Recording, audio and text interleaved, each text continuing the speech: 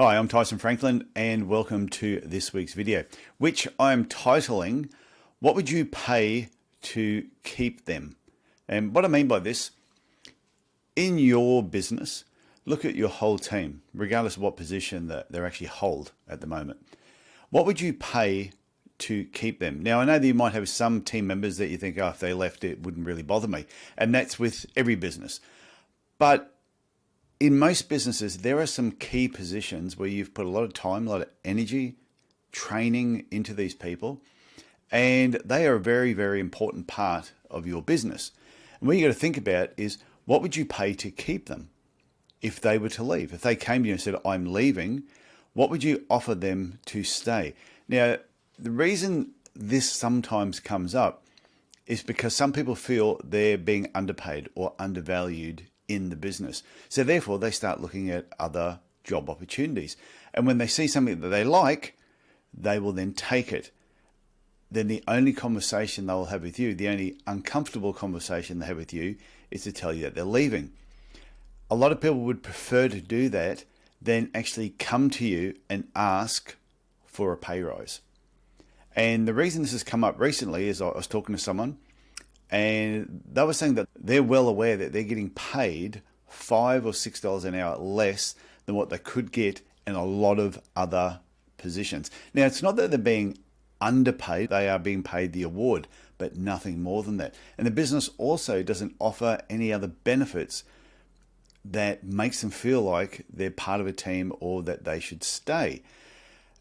And when you talk to this person, say, why don't you approach them and just say, look, I know that you're paying me the award. That's it. You're not paying me anything above that, but I know that I'm worth more.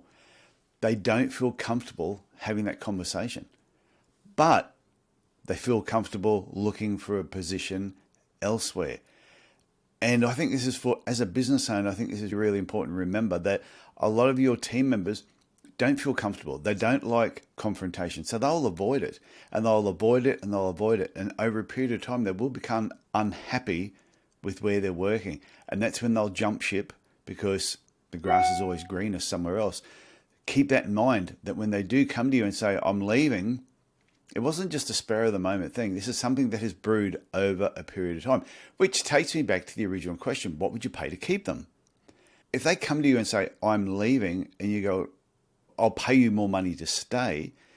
If you only do that once they tell you that they're leaving, your relationship with them has already broken down. This should be something that you're thinking about all the time.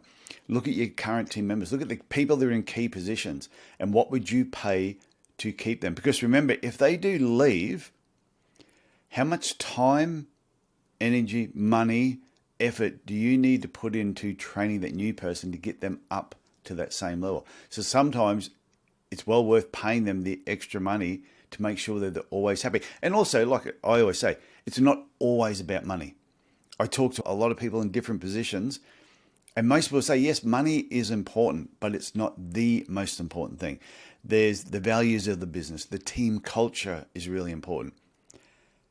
So therefore, if there's not much team culture there, the only thing that can go on is the money. And if they're looking around, and remember too, no matter what position somebody holds in your business, they are talking and meeting other people that hold similar positions in other businesses.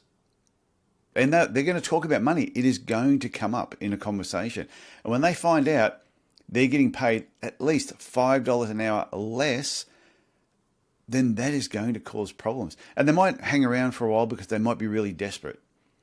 But eventually, another position will come up. They will look at it. I'm going to get paid $5 an hour more. You might think, okay, $5 is not very much. But for some people, $5 an hour over a week is exactly what they need. So keep that in mind. What would you pay to keep them? And if you would pay them more, then pay them now. Make sure they stay in your business. Make them feel like you value having them there and pay them accordingly. And my suggestion right now would be look at each key person in your business, look at what you're paying them, ask yourself the question, what would you pay to keep them? And if you already think, I'm paying them as much as I cannot pay them anymore, then that is fine. And if they do end up leaving, you know what, you couldn't keep up with what the market value is saying right now. or what they were valued on the market right now. Okay, I hope you get something from that, and I'll have another video for you shortly. Okay, bye.